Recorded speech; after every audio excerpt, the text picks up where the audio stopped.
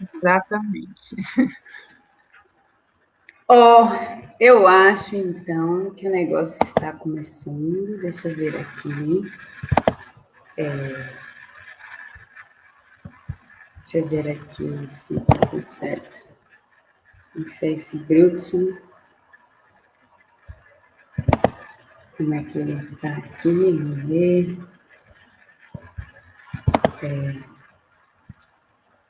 Já tem umas pessoas aqui, viu? A Ju Dias já falou que chegou. Jesuana, eita pega! É reunião da Escola Feminista Via Yala. Igual as nossas, às vezes dá um pau, mas depois ajeita. Então, ó, deixa eu ver aqui como é que tá o trem. Baranãs, baranãs, baranãs. É isso. Então, a gente vai começar. Deixa eu ver aqui. Barará, barará, barará. Bom dia a todas as lindas companheiras que já estão aqui com a gente. Tá a Ju, tá a Andréa, tá a Cris Roseno, tá a Sheila Mello. Eu peço desculpa, gente, que deu um perereco aqui, foi no meus trem. A gente conversava sobre os meios de produção que a gente não tem, né? Então, quando muda para o virtual, a gente não tem também, o computador trava, os bichos tudo se embanando, mas a gente se rearranja e se rearranjou aqui, porque não tem jeito de a gente não fazer essa conversa hoje. Nosso domingo de manhã tem sido sagrado, como um minuto da gente parar para ouvir e ver nossas companheiras. E a gente fica com saudade de se ver, né? É claro que, assim, se ver virtualmente é uma chocura, né? Mas a gente vai na chocura mesmo. Ainda mais para ver essa mulher que aparece aqui com essa cabeleira maravilhosa, toda cheia de batom, domingo de manhã. E eu estou muito contente, assim, muito, muito, muito. A gente passou uma emoção aqui, eu e a Shirley, com um negócio que não estava muito dando certo. É só passei com emoção, né? Eu tô feliz, estava com saudade de tudo demais, da gente poder se conversar, da gente saber uma da outra, de ouvir também as suas sabedorias. E hoje é isso, né? Essa pessoa especial que está aqui com a gente. Peço que vocês, gente, ó, duas coisas eu vou falar então sobre o negócio antes de começar a conversa boa, que é assim. Algumas pessoas têm me perguntado, às vezes, do conteúdo para ver depois o vídeo. E no Facebook fica meio sumido no tanto de bagulho que a gente vai postando, né, e tal. Então, tudo que está aqui é transmitido no Filosofias do Lado de Cá, depois eu boto no canal do YouTube, do Filosofias do Lado de Cá, porque no YouTube fica mais fácil de achar, porque só ficam lá os vídeos. Então, você só chega e acha o vídeo que quer. Então, quem quiser depois olhar lá, se inscrever no canal, as pessoas acham mais fácil. E a segunda coisa é isso, que a gente vai começando um pouco tarde, porque teve esses probleminhas, mas cá estamos nós. E hoje nós temos um assunto delícia, igual essa mulher delícia que está aqui na minha frente, só não posso pegar, que é benzimentos, curas e uma antiga amizade, a educação pelas plantas. Primeiro, eu acho que falar de benzimento, para a gente que é favelada, é uma preciosidade muito grande. Né? São muitas as mulheres que passaram pela nossa vida e acho que, sobretudo as mulheres mais velhas, carregando um pouco dessa relação com as plantas para o nosso cotidiano. Eu brincava outro dia com umas amigas dizendo que nos anos 90 não tinha muito essa conversa, né, de permacultura, agroecologia, punks, imagina, nem sabia desse nome de punk. Punk para mim era o pessoal do cabelo verde para cima, sabe, que deixava o pé assim, com sabão de coco. Meus amigos, o cabelo fedia que só e falava punk. Mas a gente tinha uma coisa, eu acho, que ela era inclusive mais democrática que os conceitos, que eram os terrenos baldios. Eu cresci metade da minha infância com a minha rua de terra e tinha muito terreno baldio, né? E eram espaços que a gente acessava e esses espaços eram cheios de plantas, né? E essas mulheres com muita sabedoria conheciam essas plantas, interagiam com essas plantas. Eu lembro que minha avó dava nome para as plantas. Além do nome da planta, tinha o nome da planta dela, né? Então, assim, a planta era malva, mas era a minha malva. Então, mariquinha, sei lá eu. Então, é uma amizade mesmo, era uma relação de sinergia, né? De trocar com as plantas, de intuitivamente, sem esse conhecimento mais elaborado e tudo que hoje a gente começa a acessar também, mas intuitivamente era um pouco essa ideia de que eu não só pego uma planta e ela é uma coisa sem vida, sem energia, sem vontade, né? Eu pego uma planta, então eu peço para ela deixar eu pegar, eu cuido dela, eu converso com ela e eu troco com ela, né? E o que ela é capaz de produzir em mim de cura tem a ver com a minha relação com ela, o que eu entrego e o que ela me entrega, né? Ou seja, compreendendo que são vidas diferentes. E acho que é aí que vem a história da amizade antiga. Mas o antigo tem a ver não só com o fato de serem as mulheres mais velhas que carregaram isso por muito tempo, talvez porque tivessem muito viva a memória ainda de seus territórios originários, né, de onde a gente foi expulsa, assim, na nossa linhagem, nossas mães do campo, do interior, né, do sertão, de tantos lugares onde ainda se tinha alguma relação com a natureza, ainda se tinha algum mínimo acesso à terra, ainda que não fosse uma terra sua, mas uma terra onde você pudesse participar do crescimento das plantas. E isso brotou nas nossas favelas, né? Porque essas mulheres foram expulsas da terra pela fome, pela propriedade privada, especulando com nossos territórios, pela necessidade de trabalho, né? De se deslocar nessa diáspora enorme que aconteceu no Brasil internamente, né? A gente tem a diáspora africana aqui dentro, o nosso povo que é arrancado de um território e trazido para cá na marra, e a gente tem aqui uma diáspora, né? A gente sabe, por exemplo, da diáspora nordestina para o sudeste, que foi uma movimentação humana gigantesca, que a gente às vezes não trata como uma diáspora, mas é também uma diáspora.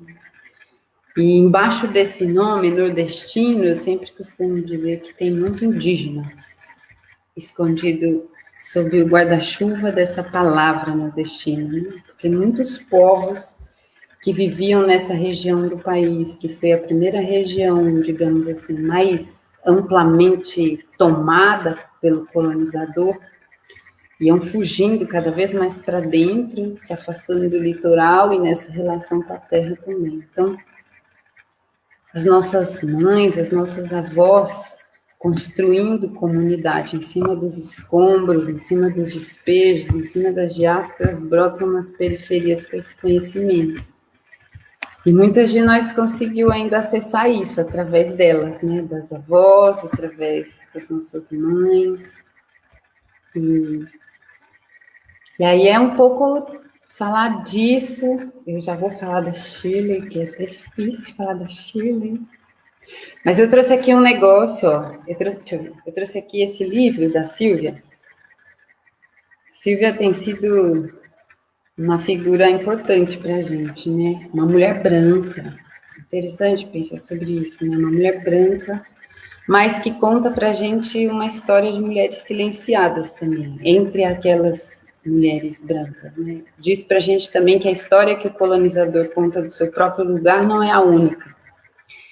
E nesse livro, Mulheres e Caça às Bruxas, tem o Caliban e a bruxa, tem o ponto zero da Revolução, né, que ela teve aqui, a gente teve gosto de poder encontrar com ela, trocar com ela no lançamento, mas esse aqui, ele faz uma discussão específica, assim, sobre a questão das bruxas, essa simbologia. E aí eu queria ler um pedacinho para começar a nossa história, que ela diz assim: por que a caça às bruxas foram dirigidas principalmente contra as mulheres? Como se explica que ao longo de 3 séculos, milhares de mulheres se tornaram a personificação do inimigo no meio de nós e do mal absoluto?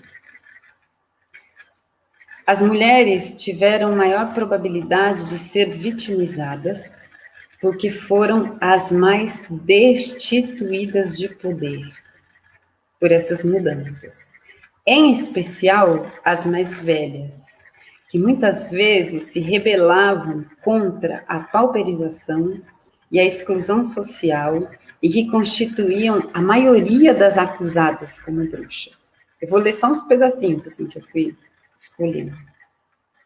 Então, assim, a reestruturação da Europa rural no início do capitalismo destruiu os meios de sobrevivência e a base do poder social dessas mulheres, deixando elas na inteira miséria.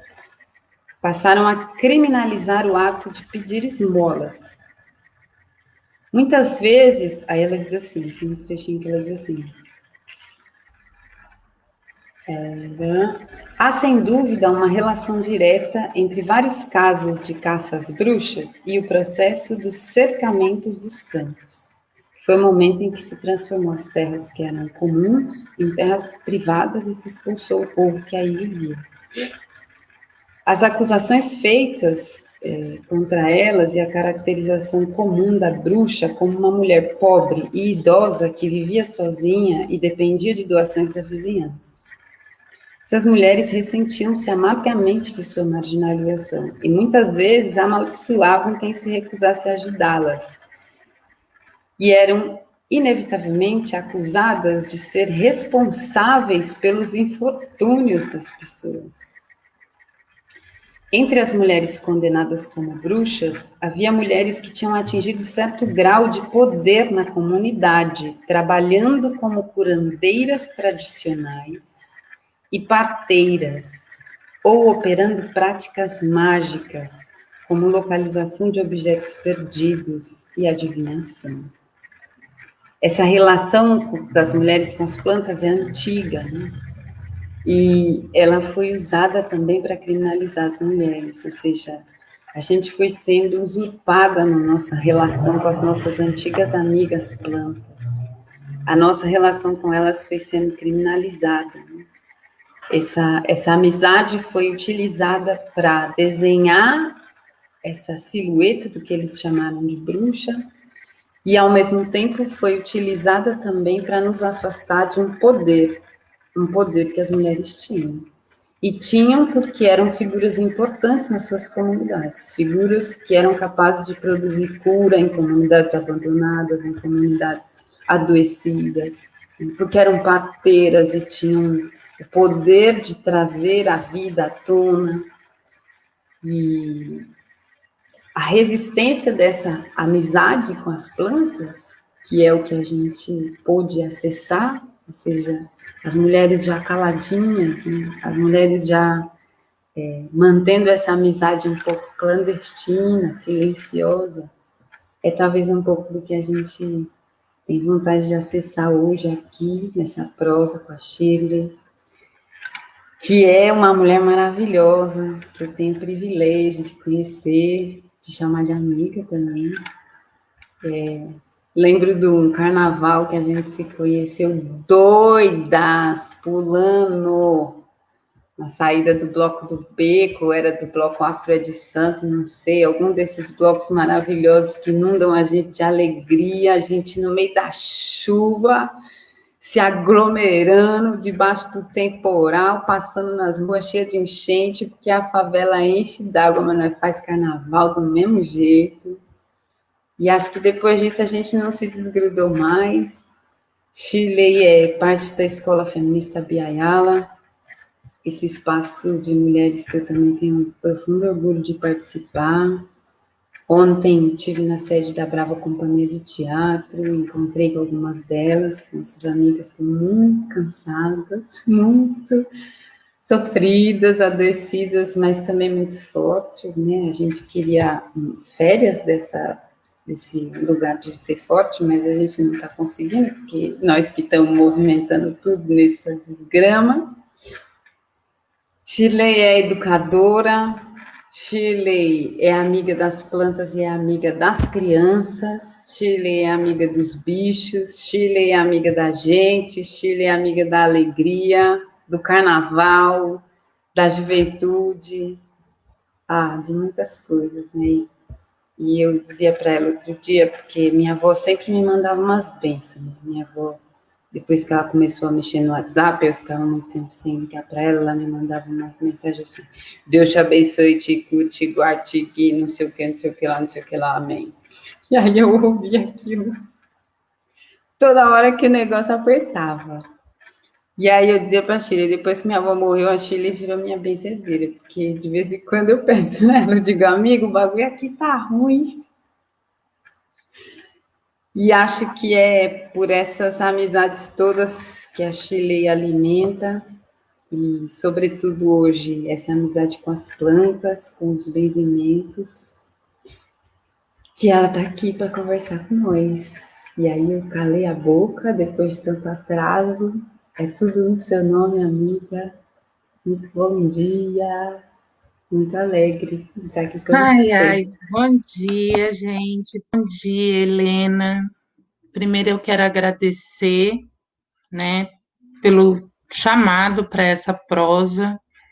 Acho que foi uma das coisas que me deixou mais feliz nesse período que a gente está, de certa forma, apartado, né, do contato físico, mas esse tipo de interação da gente que tem a ver com o que a gente sente, né, com o que a gente ama, é muito alimenta, né, é fértil dentro da gente, de alguma forma eu vou falar hoje sobre fertilidade, que benzimento tem a ver com isso, é a primeira vez que eu vou falar sobre isso, muita gente provavelmente convive comigo há muitos anos e não sabe dessa complexidade desse outro lado. E às vezes, quando eu falo de cuidado, tem gente que interpreta que é uma outra coisa, mas tem a ver com isso que eu vou dizer agora. As plantas chegaram na minha vida antes de eu chegar aqui, porque eu sou bisneta da Margarida. E a Margarida passou por esse processo todo de sair de lá de Minas e vir para São Paulo, né? Deixar a terra junto com os filhos e com os netos, e dentre esses estava minha mãe, para morar aqui em São Paulo, na periferia, entre Parque Santo Antônio, Santa Júlia, Jardim Ângela. Nesse movimento, eu tive a sorte, e eu falo que foi a grande sorte da minha vida, dessa mulher incrível conviver comigo na minha infância, né? Que ela ficava circulando na casa dos filhos, dos netos, e teve uma boa parte da minha infância que ela ficava aqui em casa, ela dormia comigo na minha cama. Falo que eu fui muito presenteada, que eu tinha direito do cheirinho dela à noite e de uma sabedoria que transformou todo o meu modo de existir. Acho que a escola, de alguma forma, foi me tomando bastante coisa dessa beleza,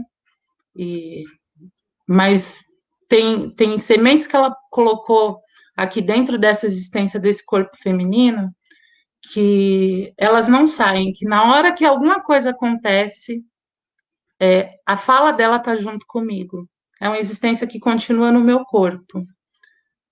Então, a minha bisavó, ela não era letrada nesse modo, né, ocidental que a gente tem de pensar o que são saberes, mas ela era um ser que sabia ver a hora sem ter relógio. E era assustador para mim, com 6 anos de idade, que estava aprendendo, nessa época eu estava aprendendo a ver relógio, né? Olhar para aquele aparelho e ver aquela mulher franzina, que ela tinha 1,5 m de altura, falando que era meio-dia, e olhar naquele aparelhinho que ela não sabia ler e ver que era meio-dia mesmo. E nesse movimento dela de entender e observar muito a natureza, ela foi me ensinando a plantar, a entender o nome das plantas, a cuidar da gente.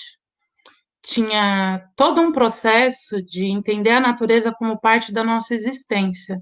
E eu só fui conseguir entender isso quando eu fiquei adulta, né? E virei mãe, porque de alguma forma esses saberes do cuidado tiveram que voltar nessa relação com a minha filha. Eu pedi para ela muito cedo que eu queria aprender a cozinhar igual ela. Quem me conhece sabe que eu sou a gulosa. Então eu queria comer a comida igual da minha bisavó. E a minha bisavó, muito sábia, falou para mim que ela ia me ensinar a cozinhar, mas que eu ia ter que aprender primeiro o nome das plantas, a cuidar delas, a fazer um fogão de lenha, porque a gente nunca sabe da vida e tem coisas que a gente precisa saber antes. Já tinha fogão a gás em casa.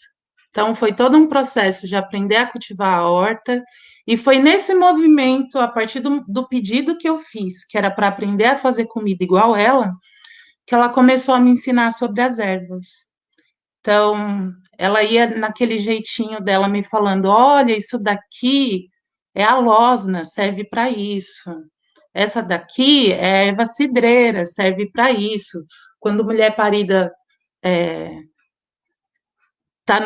assim que tem neném, a gente dá pinga queimada com erva cidreira, porque é para acalmar, para fortalecer.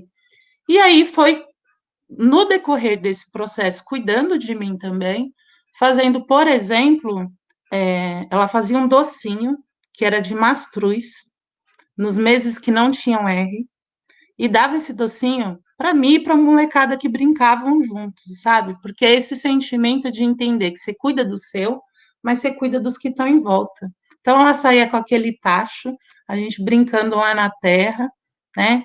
E dava esse docinho de mastruz, e que eu achava incrível ela saber fazer essas coisas. Então, de uma forma muito, que a gente chama agora de orgânica, isso foi entrando dentro do meu corpo, e era uma coisa que eu gostava muito. Então, eu comecei a plantar com 6 anos, e aí eu plantava feijão, verdura, essas coisas. E comecei a entrar nesse mundo através da minha bisavó. Minha avó também tem essa força muito presente, ela ainda está no sítio, e é aquela, eu falo que é a personificação do que eu entendo que é da mulher forte, da heroína, que ninguém diz sobre ela, é ela que se diz. Muito antes, eu acho que ela nunca ouviu falar dessa palavra feminismo, mas ninguém manda naquele corpo, né? Dona Maria Rosa é a existência da força feminina, e que também habita minha mãe, né? Então, esses processos de cuidado foram chegando aí, nesse movimento. Quando eu fui para a escola, a gente passou por um processo da escola começar a me dizer que isso daí era crendice. E de algum jeito, foi colocando esse movimento desses saberes muito mais reclusos, né? Coisa que a gente faz dentro de casa. Então, minha bisavó me ensinou a fazer alguns benzimentos para cuidar de filho, né? Porque ela dizia: um dia, se você for mãe, é importante você saber disso. E isso ficou um bom tempo da minha vida, meio que adormecido aqui dentro. Eu nunca deixei de fazer banho de assento, autocuidado, mas isso de cuidar do outro ficou adormecido bastante tempo nesse processo de escolarização. Quando a minha filha nasce, esse grupo de mulheres, que são as tias-avós, a minha mãe, trazem de novo isso tão forte que eu não tive como voltar atrás disso. E só foi crescendo, que é não conseguir ficar longe das plantas mais, não conseguir ficar longe desse movimento de me cuidar e cuidar de quem está perto. E quem está perto é quem a gente tem esses vínculos de confiança, do convívio, que está para além desse corpo, dentro da sociedade que a gente vive, que tem uma condição muito utilitária, né? Nos meios que a gente tem essa condição utilitária, esses saberes pouco circulam, porque eles não são lidos como saberes, são saberes para a gente, sobrevivência, tudo. Mas na maioria dos espaços, por exemplo, na faculdade eu nunca falei disso, porque isso nunca foi colocado como um saber. No meu trabalho, na maioria dos lugares que eu passei, poucas pessoas sabem disso, porque isso nunca foi colocado como um saber. Então não tinha espaço para ser dito, né? São nesses encontros mais comunitários que acaba fluindo esse tipo de cuidado. O ano retrasado veio um chamado muito forte, intuitivo, e em algum momento eu conversei isso com a Silvia, a gente estava trabalhando junto, que algo no meu corpo sentiu que a gente ia passar por um processo muito duro, muito duro. E vem dessa intuição mesmo que a gente desenvolve, muitas vezes a gente não presta atenção. E eu falei para ela que eu ia ter que passar por um período de começar a deixar de fazer outras coisas, porque eu precisava cuidar de uma força que tinha aqui dentro, né? E que eu ia ter que me dedicar para alguns afazeres, que isso estava me chamando. Então, eu comecei a deixar de ir para algumas coisas e me focar mais em outras. Dentro da minha casa, com as mulheres que eu convivo, isso também ficou muito forte. E foi uma época que todas as plantas que eu precisei, ou elas nasceram em vasos, ou elas chegaram até mim. Que lembra um outro saber que a minha bisavó falava, que o que você precisa nasce perto de você, que o que você precisar vai chegar. Então, tem gente que me pergunta, às vezes, quando me chama para fazer algum benzimento, como é que eu sei qual é a planta? A planta me avisa, ela chega até mim. Não tem uma regra. Então, é muito difícil de explicar, porque é um saber que está numa conexão que você tem com a Terra, né? E também de saber a hora que você vai precisar dizer, em algumas situações, que você não dá conta daquilo que a pessoa está pedindo, porque tem isso também, né? Eu não me nomeio como uma benzedeira, né? Mas eu me nomeio como uma mulher que às vezes benze. Por quê? Porque tem todo um movimento da gente precisar ter mais contato com terra, com natureza, e nesse espaço que a gente está aqui, periférico, né, concretado, tem muita energia que foi tomada da gente, né?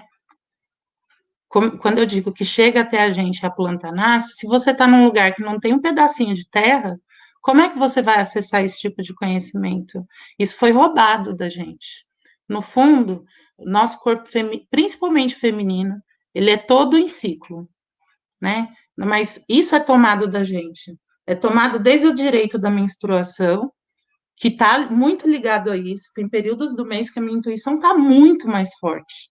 E hoje eu consigo nomear isso, porque eu estou prestando atenção. Mas eu prestar atenção nisso não é algo que esteja colocado dentro dessa estrutura capitalista do trabalho, que diz que a gente não pode parar e se pensar nunca. Então, não é algo dado, é uma coisa que a gente acaba encontrando no contato com a natureza mesmo. E é muito louco pensar que eu não me dava conta de quanto isso foi me chamando, né? Eu só consegui entender a importância disso no momento que eu precisei demais dessa força da natureza, que foi num processo de adoecimento do meu corpo, e que se eu não tivesse essas plantas por perto, e essas forças da minha mãe também, que me benzia, eu não sei como eu teria atravessado por isso, fazer essa travessia desse ciclo, sabe? Então, de alguma forma, isso me chamou para me conectar com outras mulheres, e não tem muita explicação. A gente encontra gente todo dia. A hora que eu bati o olho na Helena Silvestre, parecia que eu conhecia ela desde sempre. Porque tem alguma coisa que chama. Tem muitas mulheres que estão aqui comentando no chat que tem isso, esse chamado. Eu lembro a primeira vez que eu vi a Jesuana, que foi numa Feliz, acho que a primeira Feliz que teve, e que a gente nem conversou, mas eu olhei ela e eu senti que tinha essa força, tinha ali naquele corpo. Com a Silvia também foi muito parecido, que a gente estava num ciclo de cursos, em algum momento, não foi ninguém que apresentou a gente, uma sorriu para a outra, e dali parecia que a gente tinha convivido a infância inteira. Então, são esses chamados que estão muito relacionados com esses saberes da natureza, porque o corpo da gente também é a natureza, né? Dessas plantas. Tem planta dentro de casa, tem planta na porta da minha casa, tem planta em cima da minha casa, tem planta no corredor no quintal, porque isso está muito forte com a minha mãe, em cima do telhado dela, na calçada. Quando alguém pergunta qual que é a sua casa, é um azul com um monte de planta na frente. Que é isso, a gente não tem carro em casa porque o quintal, a garagem é lugar de planta, né? Então, de alguma forma, isso chegou de presente para mim, é um presente. E tem um ano que eu resolvi, de alguma forma, compartilhar um pouco esse presente com outras mulheres em algumas situações, e que tem a ver com a Bia Ayala, com esse encontro da Bia Ayala. Teve um encontro lá no CITA, e que era um momento que eu estava findando um ciclo, que era de sair de um espaço de convívio com mulheres que eu vivi mais de 10 anos, e que eu estava tentando encontrar uma forma de dizer para elas que aquilo, para mim, tinha um significado.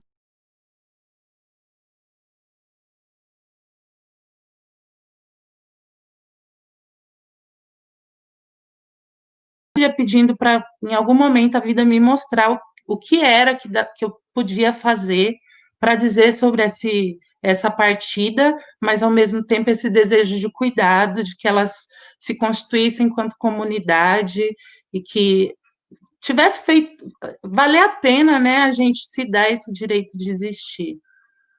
E aí, naquele encontro do CITA, teve uma roda de mulheres falando sobre escaldapés. Fazer escaldapés na minha família é uma prática muito antiga. Eu estava há muito tempo sem fazer. Nessa pressa do trabalho, eu estava há muito tempo sem fazer. Naquele momento, eu voltei para minha casa e eu sonhei com a minha bisavó, que é a anciã que me ensinou sobre coisas que são fundamentais para a Shirley, que é uma plantadeira, né? Que em algum momento da minha vida eu achava até que era o Tistu, daquela história do menino do dedo verde. Eu passei uma parte da minha infância achando que era o Tistu, porque eu plantava e eu adorava ver as plantas crescendo, e era o assunto que eu mais gostava de falar.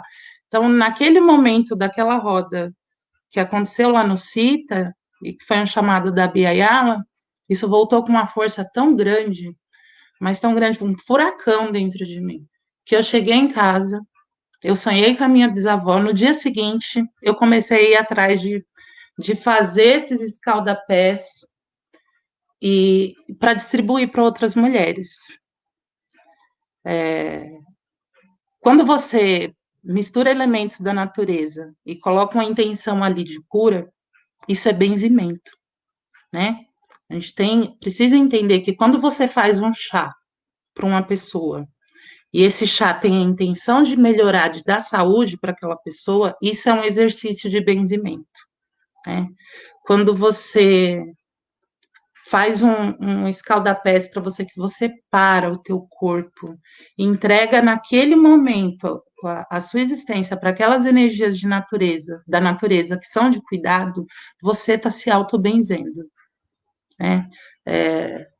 E aí eu comecei a fazer esses pacotinhos de escaldapés e, e foram das ervas que me nomearam, que foram nomeadas naquele sonho.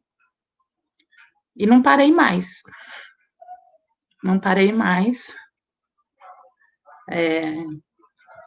Não parei mais também de pensar sobre isso, sobre essa força. A vida foi me trazendo mais mulheres que mexem com isso. Parece que vai criando um ciclo que, conforme quanto mais você se integra nesse movimento, mais gente chegando que está mexendo com isso também. E eu me sinto rodeada de bruxas poderosíssimas, né, que vão fortalecendo essa intuição para saber e para entender. Nasceu uma Artemísia num vaso aqui de casa. E eu olhava aquilo, porque é no vaso onde está o meu jasmineiro, que eu uso ele para fazer chá. E eu olhava aquilo e eu ficava pensando, nossa, que presentão, porque é uma erva muito poderosa, né? Do mesmo jeito que em diálogos com a Jesuana, ela me deu uma muda de mirra que eu estava precisando muito. E, e com um mês que ela estava lá na terra, tudo ela deu flor. Ela está desse tamaninho dando flor. Porque eu estava precisando dessa flor para um autocuidado. Então, eu sinto que quando a gente fala em benzimento, é entender que essa força está dentro da gente também. Em algumas pessoas o chamado é mais forte, mas que a gente tem essa função da natureza, né? Quando você prepara uma sopa para alguém doente e, e coloca ali toda a sua força de amor, desejando que essa pessoa se cure, você está benzendo, você está curando, né? Então, esse contato com a natureza é muito mais um contato com a gente, e nem sempre isso pode ser dado para você. Eu acho que isso não é dado para você se você não acessa a sua natureza interior. Se a gente não abre esse processo de olhar para dentro, por mais que venham estímulos, e tem chamados, né? A gente tem chamados, fica meio que latente, como foi um processo que aconteceu comigo, nesse fluxo de intensificação da escolarização, né? Porque o que a gente tem construído como saber dentro da sociedade que a gente está, é que você tem que ter uma dada comprovação científica para tudo, tem que ter uma métrica para tudo, e isso não dá conta do que é encantado na gente. Não dá conta. Não dá conta desses processos simbólicos, dessa energia que, em diferentes momentos, as pessoas nomeiam de várias formas. O exercício das religiosidades, eles se dão no acesso dessa energia, né, que está dentro da gente, está dentro das plantas. Para mim, a jiboia que está ali atrás é um pedaço de uma deusa, né, dessa força da natureza. E ela tem uma história, ela está comigo há mais de 10 anos.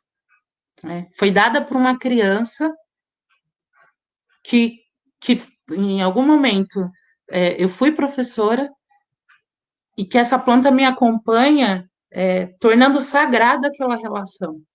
Então, ela tem toda uma afetividade. Como tem algumas babosas aqui em casa que têm nomes de mulheres da nossa escola feminista e de outras mulheres que eu conheço, que são mulheres que estão na linha de frente, cuidando de comunidades grandes, para além dos trabalhos assalariados que elas fazem. E foi uma forma que eu encontrei de benzer essas mulheres continuamente. Então, eu peguei várias mudinhas de babosa, cada uma tem um nome, e eu rego. E toda vez que eu vou regar, eu converso com cada uma nomeando, e eu desejo que aquela força da água que está entrando ali naquela terra chegue até aquela existência, que é essa mulher que eu tenho um vínculo afetivo forte, né? Tem algumas mulheres que nem sabem que elas estão nesse processo de existir dentro do meu cotidiano, de eu regar todo dia. Mas eu acho que elas sabem que eu gosto muito delas. Então, o benzer para mim está nesse movimento de estar nesse espaço mais no meu cantinho. Eu não sou de falar muito, de ficar ligando para as pessoas, mas todo dia eu benzo, de alguma forma, pessoas que eu sinto que estão precisando. Eu nem sei o que eu faço depois de tudo isso. Eu fui botando aos pouquinhos os comentários das nossas irmãs que estão aqui com a gente. Tem muitas coisas, né, que acho que a Shirley coloca, você trouxe nessa primeira, sei lá, nesse primeiro benzimento aqui que você fez com a gente, de longe, e que eu queria talvez falar um pouquinho, porque essa ideia de filosofias do lado de cá é justamente pensar que a gente está num determinado lado da linha que separou, né, o que é reconhecido e o que não é. As nossas existências, elas estão do lado de lá, desde o ponto de vista do colonizador, né, que se coloca como universal, né, que coloca a sua existência como a existência que sistematiza todas as outras, e com isso apaga. E aí, do lado de cá é outra coisa, né? Não tem a ver com escola. Dias atrás eu tive o privilégio também de conversar com o Osmarino, que é um caboclo grande amigo lá do lado. Doido, doido, já tem uns 50 anos que ele é doido. E a gente estava, ele há muito tempo me pede ajuda para construir um projeto lá, né, dentro da reserva. E a gente vai conversando sobre isso aos poucos, que tem a ver com escola, porque ele nunca foi na escola. E ele é muito sentido com isso de nunca ter ido na escola, porque só podia ir na escola, naquela época, né? Só podia ir na escola quem estava perto da escola, e quem estava no meio da Amazônia não tem escola. E filho de dono de terra, filho de fazendeiro, né? Enfim, então ele tem isso e eu sempre falo, meu Deus do céu, graças a Deus você não foi na escola, homem. Porque não teve nenhum esquadro duro para encaixotar o jeito como você vê a vida. Mas é difícil dizer isso quando isso foi negado, né? É difícil dizer isso para alguém que só viu isso como algo negado e não como o que ele tem de disciplinador. Então, também sempre tomo esse cuidado ao pensar isso, né? E uma vez ele falou para mim assim, aí eu falei assim, Osmarino, eu vou para aí, eu estava combinando de ir para aí, eu falei, eu vou para aí, mas é o seguinte, eu morro de medo de bicho, eu sou uma ignorante da cidade, eu morro de medo de cobra, e Osmarino não acredita em Deus. Então ele falou assim, não, mas você bota uma cabeça de alho no bolso e não tem cobra. Eu falei, velho, você não acredita em Deus e você quer que eu acredite na cabeça de alho. Aí, e aí ele dizia para mim assim, mas uma cabeça de alho pode muita coisa. O povo fica falando de Deus, mas eu acredito na cabeça de alho. E aí, se você pensar, Deus também é a cabeça de alho, né? E é qualquer planta. Então, é jeitos de pensar a vida, que é filosofia, jeitos de fazer conhecimento, que não tem nada a ver com a arrogância da ciência, né?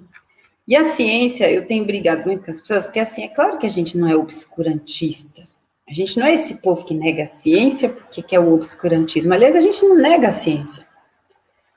Mas a gente entende que a ciência é uma maneira de se relacionar com as sabedorias da vida. Não é a única e não é a mais importante. E a ciência tem um negócio que eu tinha uma conversa eu sempre me agarrava numa discussão com um amigo meu, Federico, ele é biólogo. Ele falou assim, mas, a ciência... Eu disse, a ciência quer que, para você fazer um negócio que chama ciência, você tem que ir lá. A regra é, você tem que reproduzir o experimento nas mesmas condições, em outro lugar, e ele tem que dar o mesmo resultado. Não é isso o método científico? E falei assim, cara, como? Como? Isso aí é puro capitalismo, quer dizer, é a possibilidade de reprodução em série de um efeito. E aí, quando a gente começa a mexer com as plantas, porque não é a planta certa para você e às vezes não é para outra pessoa. Então a regra, não tem a regra. Né? A regra é que a gente se relaciona com as coisas vivas. E se relaciona horizontalmente, né? Não é a gente que extrai e ela dá o que você quer. Ela também quer te dar o que ela quer te dar. E às vezes o que ela quer te dar não é o que você quer. Às vezes o que você quer nem é o que você precisa e você nem sabe. Então, você falando essa coisa é isso, né? A gente também tem as nossas ciências e elas não são exatas, porque a gente não é exato. A gente é sinérgico, né? A gente é complexo, a gente é composto de muitas coisas. Então, acho que esse é um elemento muito importante para a gente pensar sobre os conhecimentos. E aí tem uma outra coisa que eu queria comentar, antes de você voltar a conversar com a gente, essa. E, enfim, isso tem a ver com o utilitário também que você fala, né? Que é essa ideia de para que serve? Então, para que serve? Aí você vai estudar filosofia, para que serve? Ah, não serve para nada, serve para pensar. Bom, então não serve. Para que serve? E, no fundo, é como se tudo tivesse que ser instrumento ou ferramenta morta e dominada para você atingir um determinado objetivo que é definido de maneira exterior ao que você é e ao que você vive. Né? Então, acho que a gente, quando faz a crítica à ciência, é um pouco nesse lugar. Inclusive porque a ciência não reconhece a gente. Não reconhece. Foi usada há muito tempo para dizer que o povo negro, por exemplo, tinha uma capacidade cognitiva menor. Imagina, analisando o tamanho de cérebro. Olha aqui. E depois a gente que é burro, né? E depois a gente que não estudou. Porque como é que você mede o poder de uma pessoa a partir do tamanho da cabeça? Mas isso já foi chamado de ciência. Né? E aí a gente que era os ignorantes por não acreditar nisso. A gente que era o povo da crendice, porque entendia que o que uma pessoa tem a ver com os mortos que ela carrega, tem a ver com o caminho que ela fez na Terra, tem a ver com o lugar onde ela brotou, enfim, né? Tantas coisas. Você dizia desse chamado, e aí com isso eu termino, porque acho que a gente está vivendo um momento, e é muito doido. Você falou de 2 anos atrás, eu até arrepiei aqui. Porque eu venho nessa militância da terra, né? E aí é um outro lance, porque a gente quer plantar e não tem aonde. A gente também precisa regressar essa relação, mas regressar essa relação com a terra não é só uma escolha, né? É uma luta, porque a terra é negada para nós, o acesso à terra é negado para nós. Isso é parte fundamental da engrenagem do capitalismo, porque se agora no meio da pandemia todo mundo tiver, agora a gente está vendo a importância de que a gente tivesse um pedaço de chão onde pisar descalço, onde plantar uma batata, onde poder estar um pouco fora das paredes e ao ar livre, só em cima do chão, do chão e debaixo do céu, assim. E aí essa coisa da luta pela terra, eu acho que tinha um pouco essa perspectiva de, olha, tem que criar condição para todo mundo estar na terra. E a condição para isso é uma guerra. Então, o povo também pensa que os nossos saberes de mulheres são saberes muito pacíficos, né? São, mas às vezes também são guerras. E aí, uns 2 anos atrás, que é isso, né? Eu falei, não, eu vou militar com mulheres. Eu fiquei a vida inteira jogando toda a minha força e eu sou ruim, eu sou um jumento para trabalhar. Trabalho para fazer os negócios da militância. Falei assim, mas fazendo isso tudo com um monte de macho aí, fica crescendo o nome e não saber nem que a gente menstrua e não saber nem que a gente precisa de tantas coisas, ou seja, alimentar uma referência que não nos reconhece. Falei, não, vou militar com mulher. Aí começou a revista Amazonas e todo esse perepepe. E aí, meses depois, morreu minha avó. E olha, foi um negócio assim, que depois de passado todo o impacto da tristeza e tudo, tem essa coisa de que eu até escrevi um poema sobre isso, assim, que aí eu tive que virar minha avó. A gente, é isso, é um chamado também, um jeito, que comigo foi meio na torada, né? E é engraçado, fui no velório da minha avó, 15 dias depois, no meio Dona Raquel Trindade. E eu tava lá naquele velório, peguei umas espadas de São Jorge roubadas do quintal dela, trouxe para casa, plantei, tá na minha porta. Um pé de mirra, um pé de malva, e essas são as plantas que estão me acompanhando junto com a revista Amazonas e junto com a Bia Ayala. Esse ano, um ano tão difícil, pela primeira vez a minha mirra floriu. A espada de São Jorge, da casa de Dona Raquel, floriu. Eu nunca nem sabia que espada de São Jorge dava flor. E aí, depois de um tempo, eu fui estudar malva e falei, gente, mas é isso, eu estava precisando dessa planta. Né? Uma planta também de muito poder, de muito contato com o feminino, e eu fazendo esse movimento, e de repente chega essa planta e tá aqui, a bicha tá grande, bonita, e ela tá me acompanhando. Então, a gente também vai se dando conta de que ainda bem que a ciência não é exata, porque eu não sabia que eu precisava dela, mas ela sabia que eu precisava.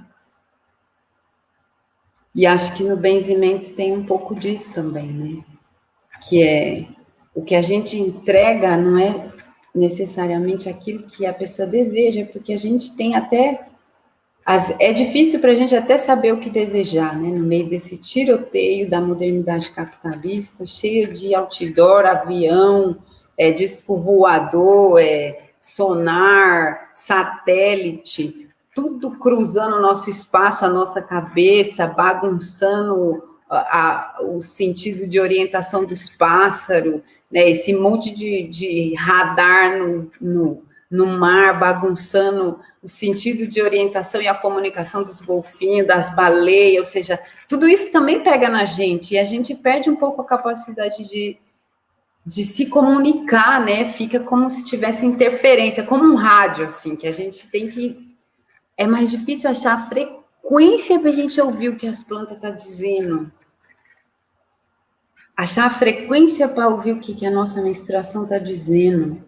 Achar a frequência de ouvir a lua certa, de mexer na planta, né, da chuva, de que hora que é, sem olhar no relógio, né, essa frequência tão... E, de repente, as plantas são...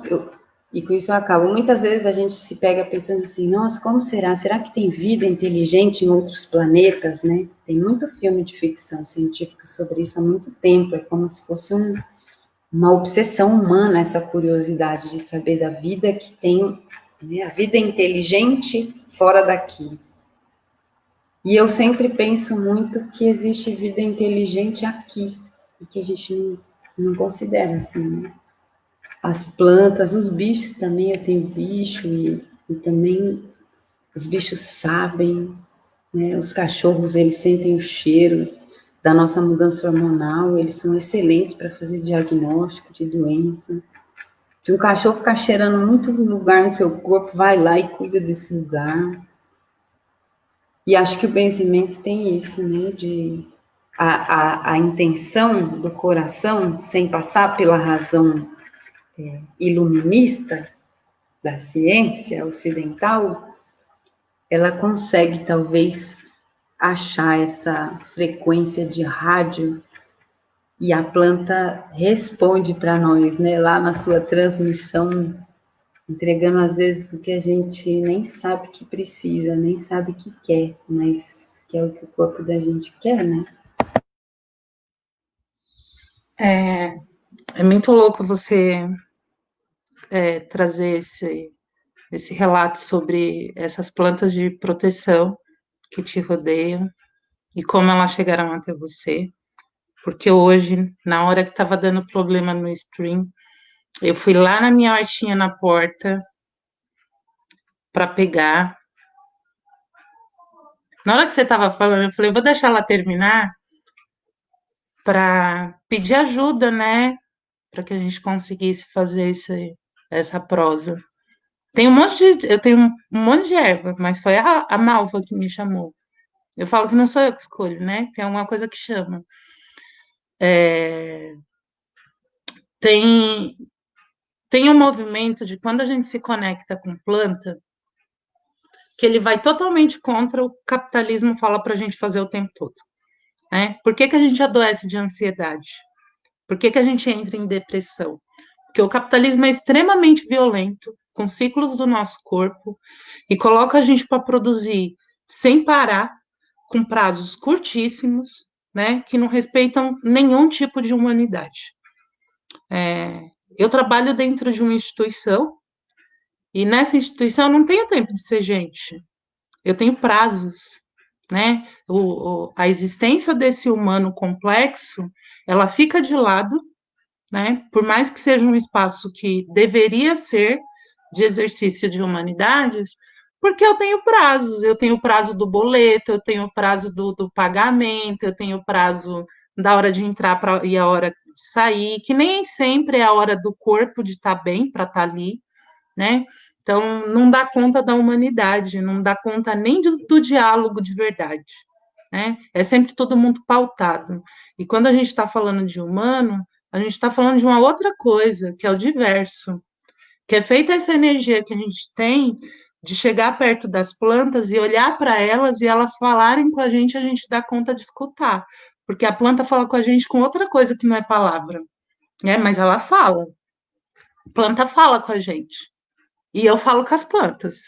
Eu falo que, dependendo do lugar que você coloca isso, ele já tem até uma instituição para te mandar, né? Mas eu falo com as minhas plantas, elas me respondem e tá dando certo, entendeu? Tá funcionando.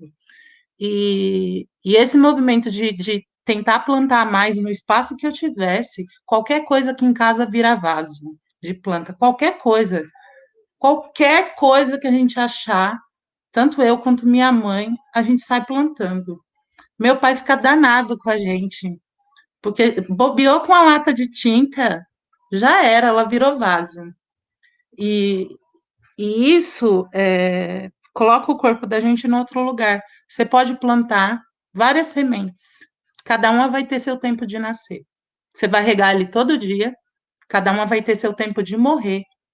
Por mais que você vá lá cuidar, a planta diz para você que você não tem domínio sobre a vida, né? Acho que lá pelos 30 anos, por causa dessa aproximação com a horta escolar, e eu senti muita necessidade de entender qual era esse ciclo, de por que uma planta, você está semeando lá um monte de semente de cenoura com as crianças, e tem umas que vão para frente, tem outras que não vão. Porque como é que você explica para uma criança de 4 anos que ela foi lá, plantou com tanto amor a sementinha dela e a bichinha não nasceu, né?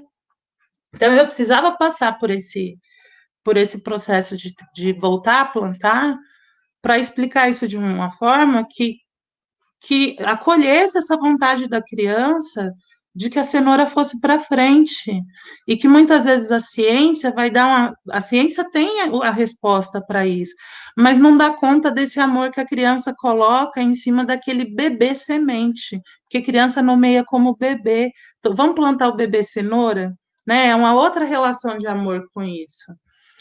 E aí eu comecei a plantar em cima da minha laje, e aquilo foi mudando o meu tempo de ver as coisas, porque eu queria uma resposta, mas O que eu ganhei foi outra coisa. Foi aprender a lidar com as frustrações, porque teve um monte de planta que morreu. E aí eu tinha que lidar com aquele vaso, com aquele processo que findou. E o que que você faz com isso? Eu ia parar? A natureza foi me chamando para entender desses ciclos de vida e morte num outro lugar. Então, nisso eu fui atrás da composteira também, porque é uma coisa ligando na outra, que é a composteira, ela vem nesse lugar de entender o ciclo da morte como um processo de renascimento. Para qualquer coisa nascer, precisa ter um ciclo que se finda e outro que começa, né? Se finda o ciclo da semente para começar o ciclo da planta, da folha, né? Depois você tem o ciclo da flor, que tem que se findar para chegar ao ciclo do fruto, e que você alguma hora vai colher aquilo, e quando você colhe o fruto daquela planta, também é um ciclo de morte ali, de um rompimento daquela ligação da seiva que estava ali, tem um ciclo de morte da planta, do fruto saindo da planta e um ciclo de vida do fruto entrando no teu corpo. A gente não tem tempo de pensar nessas coisas, porque ficou tudo tão industrializado que a gente chega lá no mercado e a fruta está dentro de uma bandejinha. Está numa gôndola que você nem pensou quanto tempo que aquilo levou. Você não sabe se é o. Isso quando não tá a mexerica descascada, né? Que aí é o fim da Entendeu? picada. Teve uma época que eu passei no mercado, depois que saí do trabalho, e eu vi um monte de pinhão lá naquelas bancas desses hipermercados, e me deu uma tristeza olhar aquele pinhão daquele jeito na banca, porque a memória que eu tinha de pinhão da infância é ouvir aquele estrondo do cacho caindo de cima daquela árvore gigante e a gente saindo correndo desembestado, numa alegria para colher aquele pinhão. E o rito de comer aquilo era todo mundo junto, porque era no dia que estourava o cacho, o pinhão bom e o pinhão fresquinho, né? Não dá para você guardar muito tempo, que ele não fica tão gostoso. Então a gente ia comer aquilo junto, tinha todo um rito em volta desse tempo da planta de dar o fruto para gente, de falar assim, ó, esse ciclo de vida aqui desse pinhão na árvore terminou, ele vai sair daqui e ele tá indo para outro ciclo agora, que se encerra um ciclo de vida e morte, né? E aí eu trouxe para casa um monte de pinhão e doida, né? Porque a araucária é grande pra caramba. Coloquei para germinar um monte de araucária dentro de casa. E aí um monte de amiga e amigo me ajudou a dar destino para essas árvores, que eu espero que elas estejam bem, que elas começaram desse tamaninho aqui, com os peão brotando aqui. Eu acho que elas já devem estar meio grandinha, que umas foram para Itapecerica, outras foram lá para Calipeti, né? Outras foram para casas de amigos. Eu saí dando, colocava num potinho, elas foram crescendo, e eu espero que um dia essas araucárias deem a oportunidade para crianças passarem por esse movimento de saber que o pinhão não é um trem que se acha só no mercado, que o pinhão também é uma festa. Esses ritos da gente com a natureza, eles são muito importantes para a gente não deixar de entender como sagrado comer, né? A gente tem falado tanto da fome, por que que a gente está sem comida? Porque foi tirado esse direito sagrado de comer, de plantar. Enquanto a gente não mudar a forma de se relacionar com a comida, com o ter direito ao alimento, tem várias discussões que estão acontecendo que, para mim, elas me parecem muito absurdas, porque eu não consigo me imaginar com fome com alguém me falando que eu tenho que fazer alguma outra coisa. Como é que você vai fazer uma luta passando fome? Entendeu? Eu acho isso muito absurdo, né? Quando eu estou com fome, eu fico com raiva, eu não quero ouvir ninguém. E a sensação de fome que eu tenho é muito diferente de quem está sem comida em casa há muito tempo, que é de ficar algumas horas sem comer, você já fica danado da vida. Agora, imagina quando você olha o seu armário vazio, né? Porque é essa relação que deram para gente. Você escraviza teu corpo, você vende as suas horas de vida para ganhar pouco dinheiro por isso, para ter uma quantidade pequena de alimento e te manter nesse ciclo, né? Desse tempo do capital, que diz que você tem que trabalhar o mês inteiro, só vai ter um período no mês que você vai ter dinheiro. É naquele período que você vai poder pensar em comer. No resto, você vai estar desesperado para tentar conseguir dinheiro para comer de novo. Se isso não é uma coisa para adoecer a gente, eu não sei o que que é. E isso está posto como natural, e não é natural. Não é natural. Quando você começa a plantar, entende que um dia você subiu lá na sua horta e tem um morango de presente para você, sem te avisar antes. Tem um presente para você da natureza. Você não precisa marcar a data para comer o morango. Não é um dia no mês que você vai poder ir lá no mercado. Num dia tem um limão nascendo, no outro dia tem uma serralha nascendo. A abundância vem da terra, né? A gente é retirado desse ciclo de abundância e por isso que a gente muitas vezes adoece, porque esse humano mágico, ele é tolhido o tempo todo. Porque se a gente se reencontra com isso, ninguém doma nosso corpo mais. Estar nesse lugar de estar voltando com força para olhar a terra, me colocou num outro lugar também de rebeldia, de entender que ninguém tem o direito de falar do meu corpo, as pessoas fiquem bravas do jeito que elas quiserem. Meu corpo faz parte da natureza, eu vou respeitar esse ciclo. Eu vou respeitar esse ciclo, porque eu entendo a força que tem nisso. Né? Se eu quero acessar o sagrado, eu preciso me entender como sagrada também. E não é porque alguém vai achar isso bonito, não é porque alguém vai achar isso feio, porque esse movimento de você recuar nessa ascensão do capital, ele é criticado também, né? E é criticado justamente porque a gente está com isso tão naturalizado que você se dar bem na vida é você ter dinheiro, é você ter status, é você estar sempre em todos os lugares.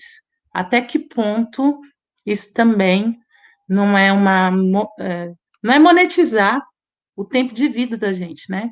Então, que lugares o nosso corpo, o nosso ciclo precisa estar? Precisa estar sempre as mesmas pessoas? O que que constitui uma comunidade?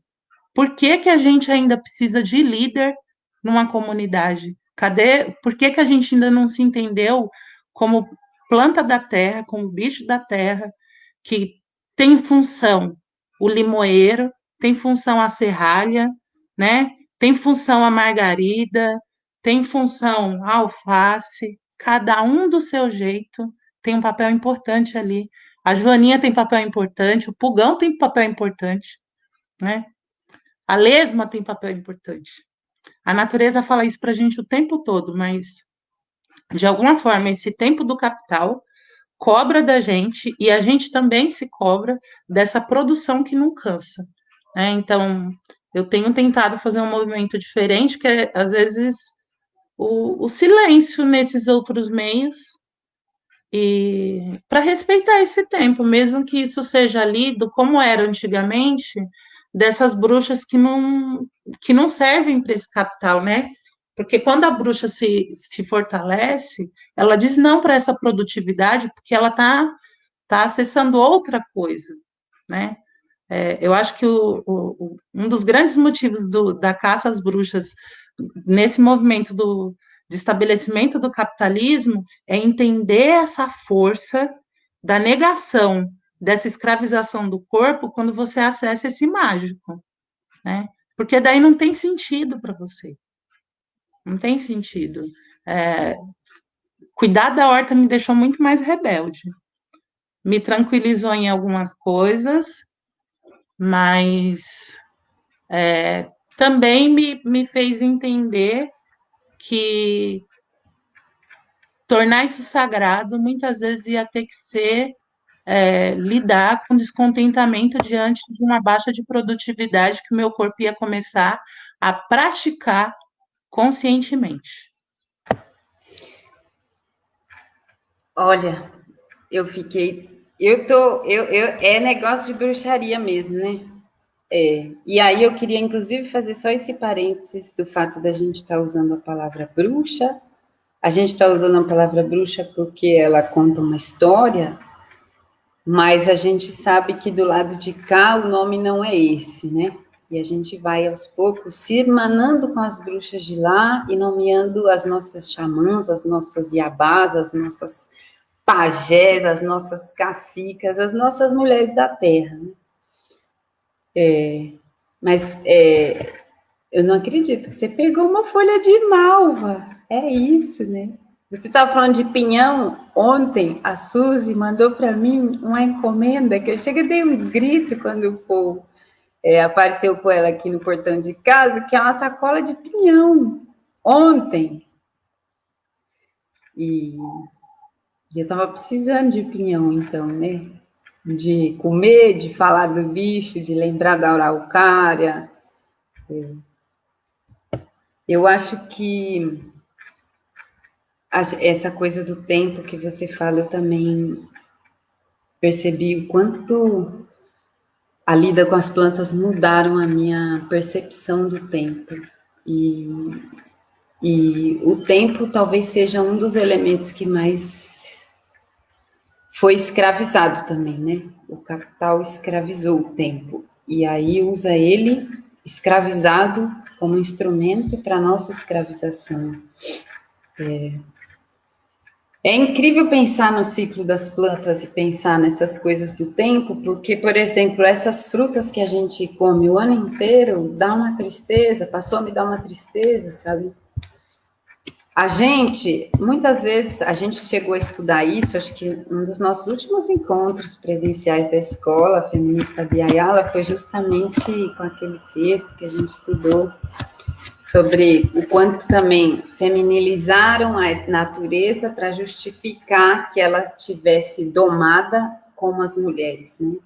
Então, a terra é mulher. Na teoria ocidental, é complicado pensar sobre isso, né? Porque o que é a mulher na teoria ocidental? A mulher é aquela que serve enquanto reprodutora de mão de obra para o capital. Então, a terra é aquela que serve como reprodutora permanente da riqueza que o capital rouba e transforma em dinheiro.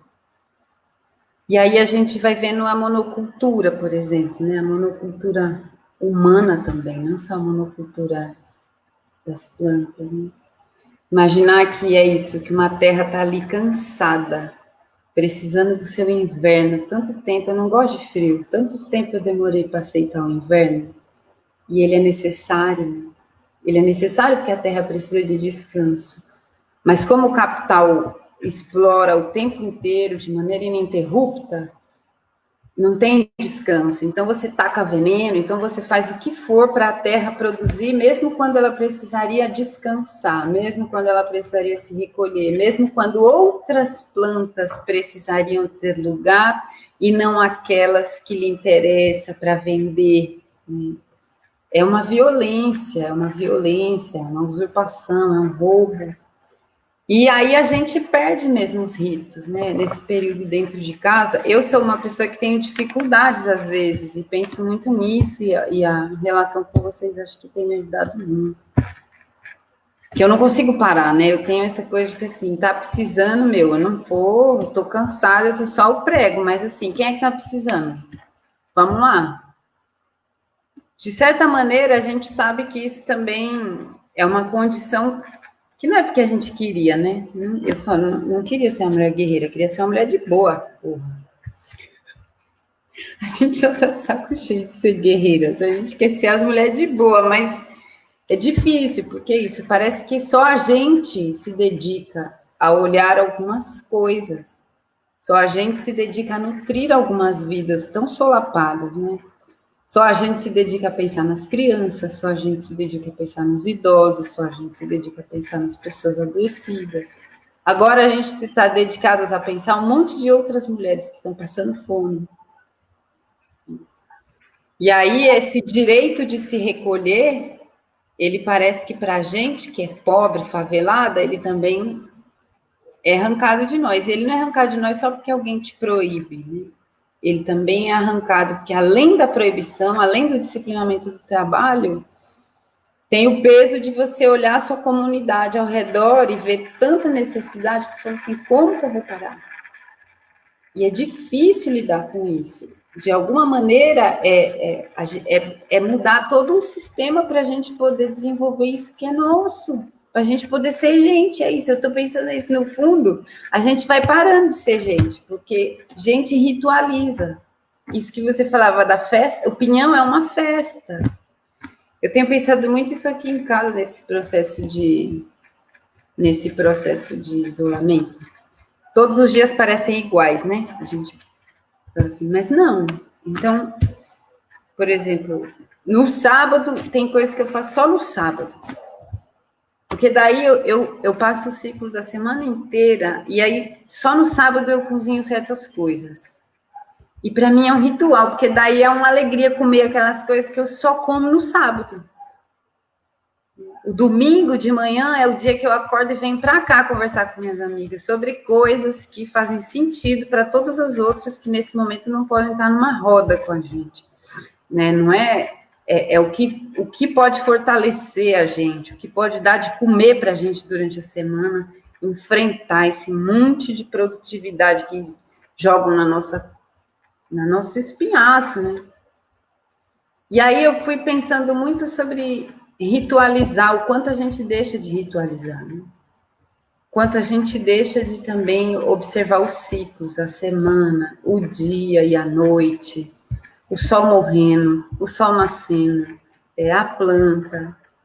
Essa coisa das plantas morrerem também é isso, né? Às vezes, eu sou muito... Tem uma coisa assim dessas plantas que protegem, tem gente que fala assim, é olho de seca-pimenta, né? Tudo vai ser olho de seca-pimenteira, que chegou a pessoa com a energia tão pesada que a planta secou. E às vezes a gente está assim também. Às vezes a gente está tão carregada que a planta te avisa e fala, olha, eu não aguento com você, não. Eu vou deixar por aqui, eu vou te dar o sinal mais duro que tem, que é ir embora, porque eu não estou dando conta de você, não. Vai se tratar. Para tratar de mim, pelo amor de Deus, porque você, mulher, e sua mão pesada, cheia de coisa desse mundo doido, não tá. E é isso, né? Eu tenho pensado, por último, uma coisa, assim, eu tô com uma ideia fixa, que eu nem devia falar isso aqui, mas eu tô com a ideia fixa de fazer uma ocupação só de mulher, sabe? E, tipo, virar zicamiaba mesmo no bagulho, com flecha, e, mano, um pedaço de terra e plantar, porque a vida na cidade não faz sentido há um tempo. E quando a gente ganha 2 goles de tempo para parar e pensar, a gente vê. É que geralmente a gente não tem esse tempo para parar e pensar, mas quando a gente tem, qual é o sentido? Todo mundo fala de São Paulo, né? Cheio de coisas, cheio de estruturas, porque tem o cinema, porque tem o teatro, porque tem não sei o quê. Veja bem, morar numa metrópole. E aí a gente vai para onde? A gente tem tempo para quê? A gente se relaciona com quem? A gente vê o que crescer. A gente, enfim, ver isso é difícil, porque a gente não tem terra, né? Então, é encarar que também é comprar uma guerra. E a briga pela terra, na minha opinião, é o que está no centro do nosso problema e o centro da nossa solução, assim, de várias formas. E não é à toa que acho que a gente se reconecta com a terra nesse momento, do jeito que for, dentro do vaso aqui também, qualquer pedaço, até as tapaué do homem do gás, vira vaso. E agora eu estou plantando comida, que eu estou numa onda de plantar comida, que eu quero aprender o manejo de comida, porque essa ocupação de mulher aí vai ser ocupação de comida.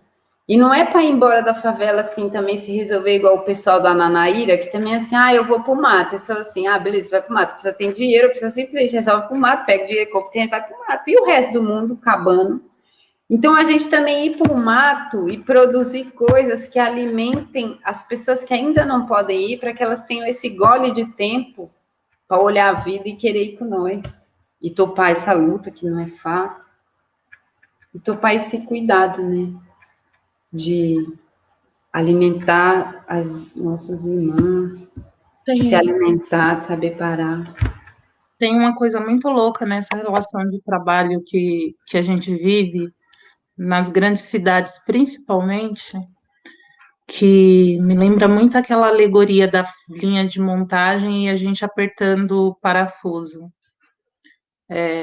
Às vezes mudam as ferramentas, mas a relação do nosso corpo com aquele trabalho assalariado é muito parecida, porque você não tem tempo de respirar, de vir uma outra demanda.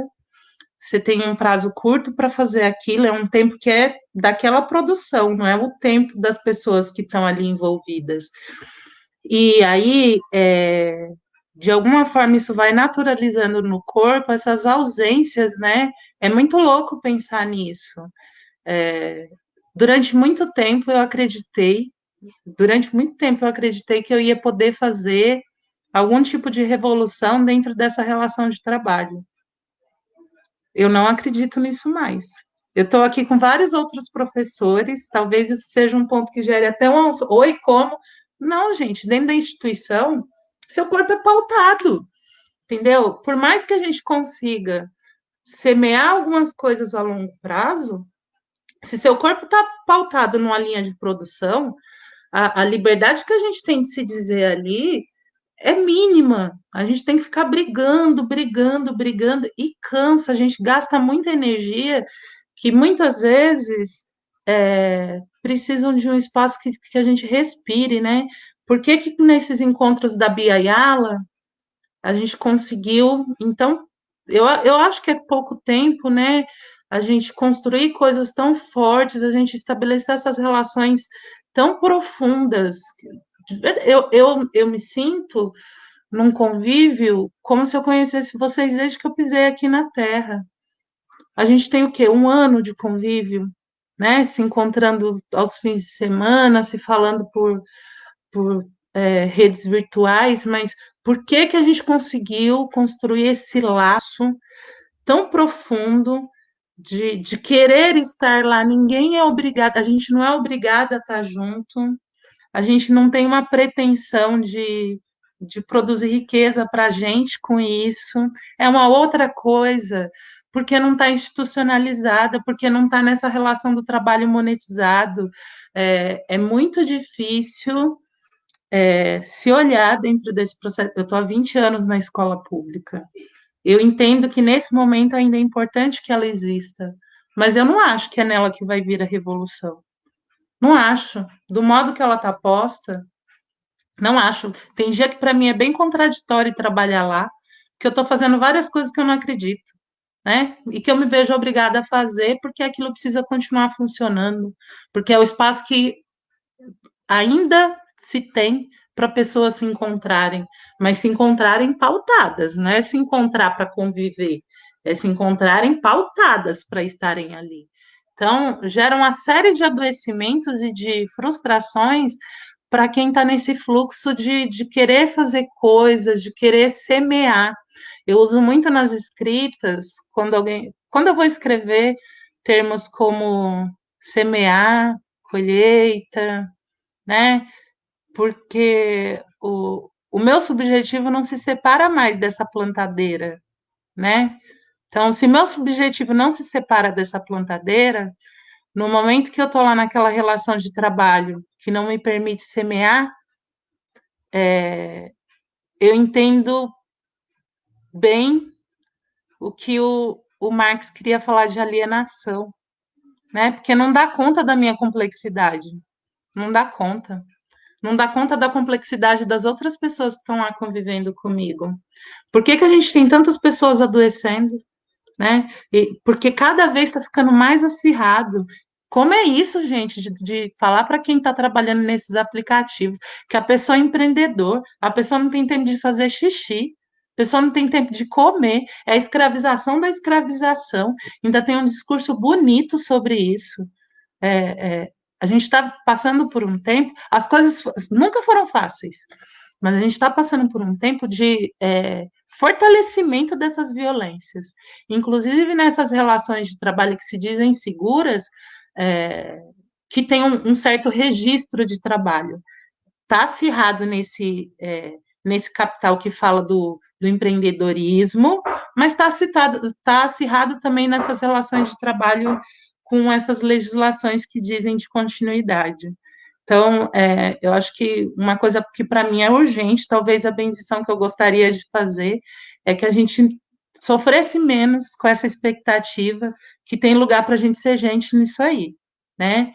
A gente precisa buscar outros meios de ser gente, né? Que digam de nós que sejam mais orgânicos e menos institucionalizados. Não dá para a gente brincar de reformismo. Acho que a pandemia veio falar isso para a gente. O reformismo foi uma coisa que se tentou, né? E talvez ele escancarou na nossa cara que a instituição tá nem aí para a gente, todas elas, né? A instituição não dá conta da nossa existência. A instituição foi feita para controlar os nossos corpos, os corpos da gente. A gente precisa achar outro meio de gastar nossa energia. E talvez seja plantando, indo para uma ocupação de terra, né? Fazendo o nosso chazinho, mandando um escaldapé para as amigas, para elas falarem, para elas chegarem à noite na casa delas assim, ó, para um pouco aí de trabalhar o tempo todo, produzir para o capital, senta e faz um escaldapés, né? Senta e toma uma xícara de chá, porque a gente precisa começar a lembrar disso. O capital está falando o tempo todo, produz, produz, produz, não para. Enquanto a gente alimentar isso com a nossa vida, essa roda não vai parar de girar. E quem faz essa roda girar é a gente. É o nosso corpo violentado, principalmente de nós mulheres. A força, eu digo que quem vai arrumar essa bagunça toda é a gente. Não sei em quanto tempo, mas que é a gente que vai arrumar é.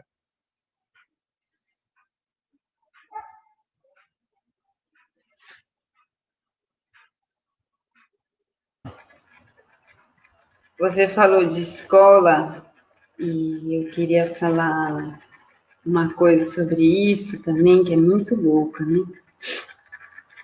Na verdade, eu queria falar duas coisinhas e com isso passar para você, porque, meu, se deixar, hoje eu ficava aqui o dia inteiro e já vai para meio-dia, minha irmã. Olha só. O povo pensa que nós não tem filosofia sobrando. A coisa da escola, né? Eu acho que cheguei a falar até contigo, assim, e com algumas outras companheiras da minha vontade, que acho que vou concretizar alguma hora que eu arranjar tempo, porque eu sou dessas que precisa de uns trancos, às vezes a Chile me manda uns trancos, às vezes de longe, que eu tô precisando. Que é de escrever nota sobre educação, sabe? Porque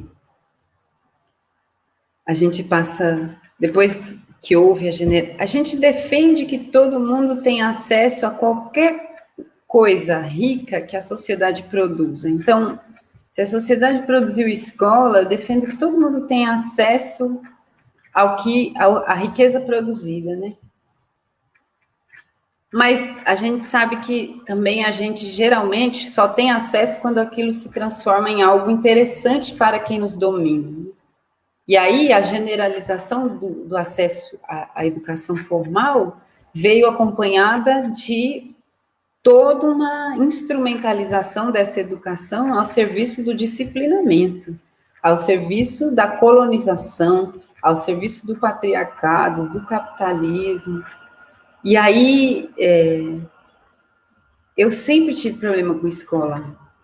E, ao mesmo tempo, foi na escola que eu conheci a professora que me levou para a militância. E eu nem sei que pessoa era eu se eu não fosse militante, porque eu já sassariquei tanto por aí por causa de ocupação de terra, que agora eu estou no Campo Limpo, né, que é minha quebrada também. Então, a escola é esse lugar contraditório, né?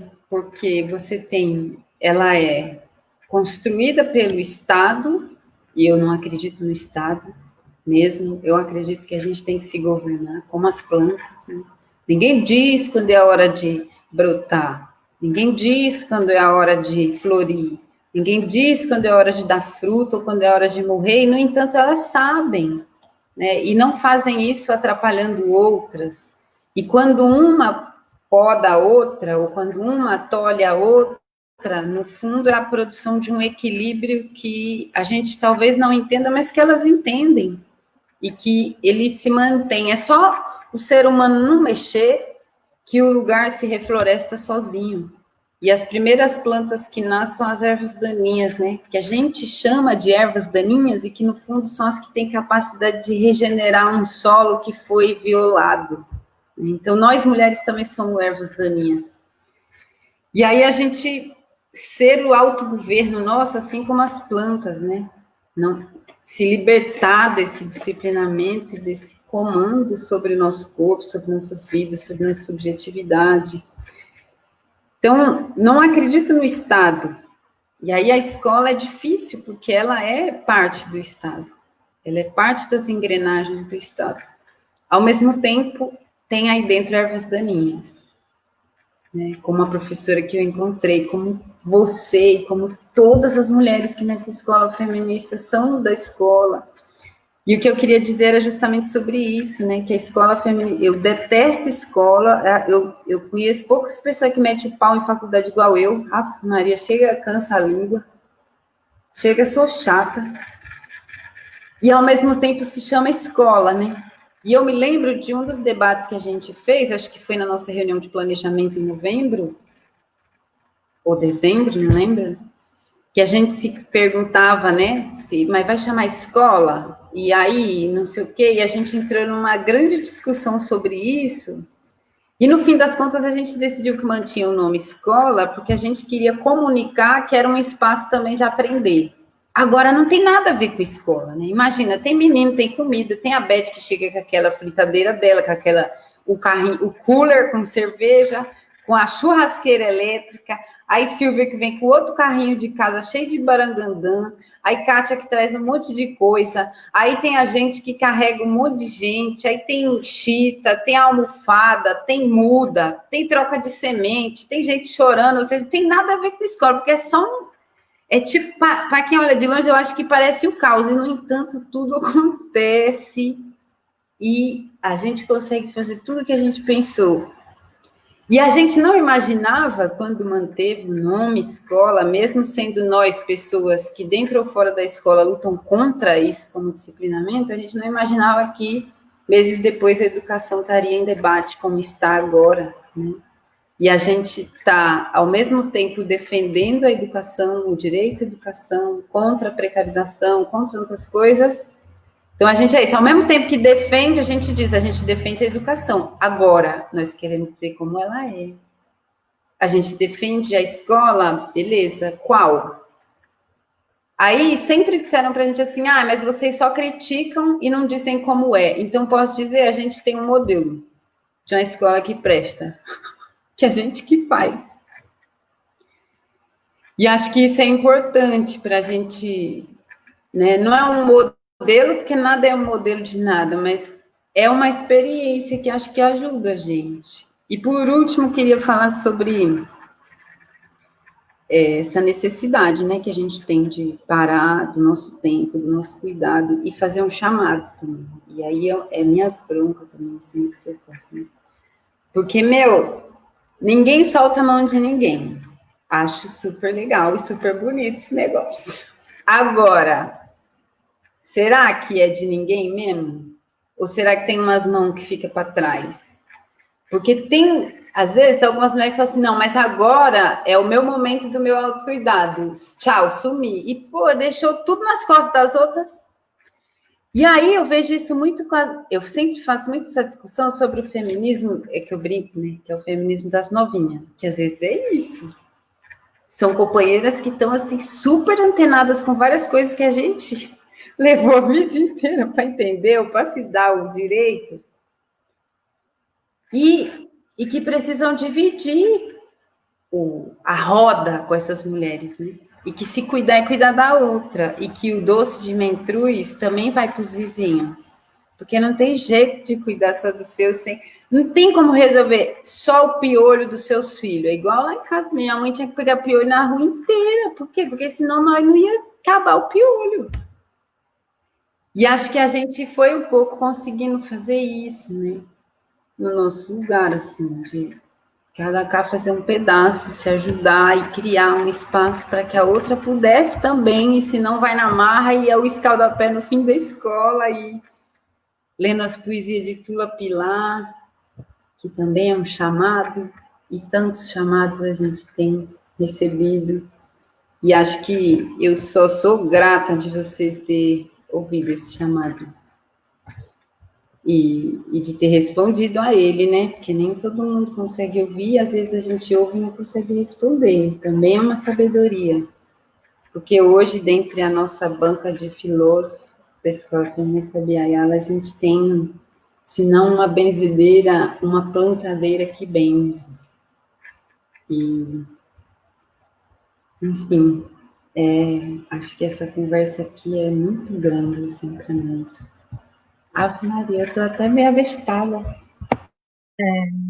Eu estou muito feliz de estar participando desse momento, sabe? Da gente estar aqui conversando. Eu estou olhando aqui as mensagens no chat das pessoas que a gente ama, que estão aqui junto, se colocando. Tem uma coisa que talvez você trouxe esse nomear da erva daninha, né? Nós somos essas plantas rasteiras que preparam o solo. Tem um monte de professor aqui que é planta rasteira dentro dessa escola que tá posta para gente, né? E entender que a educação, sim, é muito forte, mas a educação é uma coisa mais ampla que a instituição, né?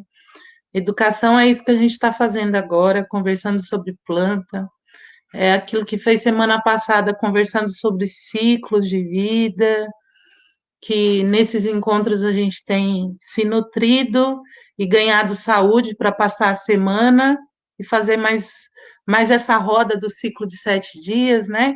Que no sábado a gente vai lá, limpa tudo que ficou da semana que findou, no domingo a gente vem aqui, bebe essa alegria e começa mais aquela jornada daqueles 5 dias que são malucos com a gente com pouco tempo para pensar, porque o grande problema não está no trabalho, a gente, quando ser humano, essa relação de fazer algum trabalho, a gente está mexendo com coisas, com ferramentas, pensando, mexendo no espaço. Isso, para mim, é trabalho. O grande problema está nessa relação do nosso corpo, que é totalmente expropriado do direito de criar nesses 5 dias, né? E aí a gente tenta sobreviver limpando no sábado, limpando, fazendo faxina, são ritos de limpeza. É o dia que a gente brinca que é de tomar banho com calma, é o dia de fazer faxina em casa. De alguma forma tem uma sabedoria do nosso corpo de tirar todo esse peso para daí no domingo a gente fazer as celebrações do ser, do estar sem obrigações, né? E a grande questão que eu tenho com essa instituição e que eu posso falar que é a que eu estou há 20 anos, é com a precarização dessa relação. Quando ontem à noite eu estava conversando com a Lígia no nosso boteco de sábado, boteco virtual, e ela com a sensação de que não está fazendo nada, e ela tem 14 turmas de ensino médio, gente. Quem tem sala no ensino médio sabe quantos estudantes tem em cada turma, e ela está numa jornada doida de tentar telefonar para esses meninos, pedir para entrar naquele bendito sistema que o Estado colocou como lugar de se estudar, né, que diz pouca coisa sobre quem a gente é, o que, que a gente quer fazer, e, e o cansaço que ela sempre tem trazido nas falas dela com a gente, e ao mesmo tempo essa devolutiva dela se sentir não fazendo nada. Gente, isso é extremamente adoecedor, porque a pessoa passa a semana inteira trabalhando igual um jumento, e o retorno que ela tem é que não conseguiu nada. Porque é isso, te tiraram o direito de ter acesso essa, essa devolutiva do que você sonha, do que você pode criar. E é uma pessoa que, para mim, é uma musa periférica, que é uma mulher com um saber danado, sabe? Eu tenho que comer muito arroz e feijão ainda para chegar na sabedoria que Lígia tem. E eu fiquei pensando muito nisso ontem, né? De como essas relações de trabalho roubam da gente essa beleza, que é uma beleza que dança, é uma beleza que cozinha, é uma beleza que gosta de conversar, é uma beleza que gosta de ter um chamego. Não tem tempo para chamego, né? Ainda bem que a gente está cavando esse lugar aqui. Eu quero te agradecer demais, Helena, mas demais mesmo, por essa sua teimosia entre as ervas daninhas. Para mim, tu parece aquela tiririca, porque, gente, vocês já tentaram arrancar a tiririca da terra? Fih, tu pode arrancar outras ditas ervas daninhas, mas tenta arrancar uma tiririca. a bicha nasce, fica raiz funda, você pode arrancar ali a superfície dela, logo em seguida ela cresce de novo, né? Porque se ficar um pedacinho da raiz, ela volta. Então, essa sua energia de tiririca que caça caminho, mesmo quando parece que o solo está muito árido. A gente está no meio de uma pandemia, tá tudo gritando para a gente que o solo está árido, e, e você também é plantadora, plantando esse espaço da gente se encontrar. Eu adorei ouvir as outras prosas. Nossa, me fizeram muito bem. Eu tô ficando emocionada, gente, meu Deus. Ai, ai. Mas assim, dizer que eu agradeço demais por a gente ter a oportunidade de se encontrar e se ouvir. Eu não faço ideia do que seria atravessar essa pandemia sem a gente ser erva daninha juntas, né? E juntos, que tem companheiros também nessa luta. A maioria de nós somos mulheres, mas temos companheiros também que somos nesse processo. Ainda bem que a gente é erva daninha. O povo pode vir aí com essa escassez de água, com essa escassez de amor, mas a gente tem raiz forte e a rede da gente está crescendo. Está crescendo. Muito obrigada a todo mundo, gente, que está aqui ouvindo, para a mulherada que está lá entregando cesta no domingo, né? Quem está fazendo sua comida, escutando. Muito obrigada por tudo.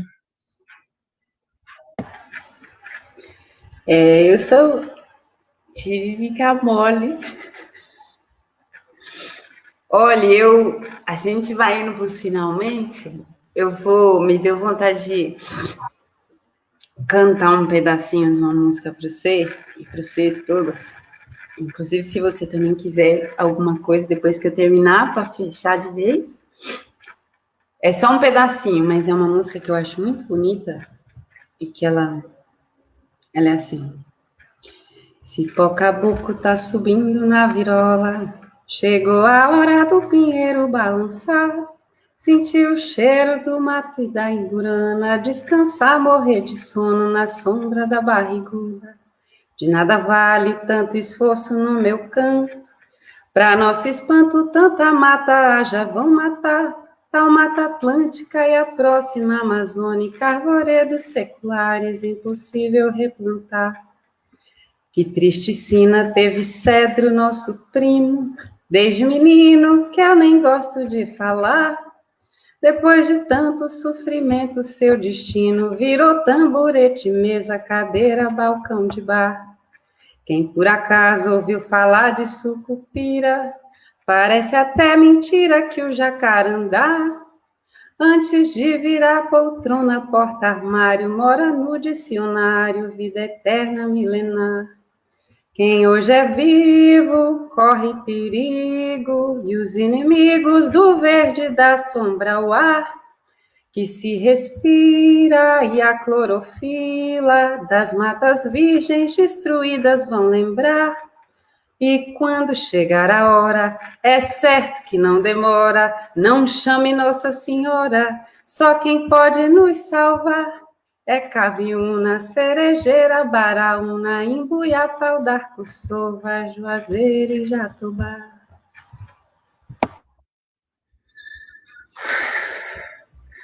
Eu já falei que lhe amo, né? Lhe amo as prantas. Acho que, para terminar, eu queria lembrar de uma frase que minha bisavó me falou muito e que eu carrego comigo, que é: nenhuma folha cai da árvore sem ser a hora dela cair.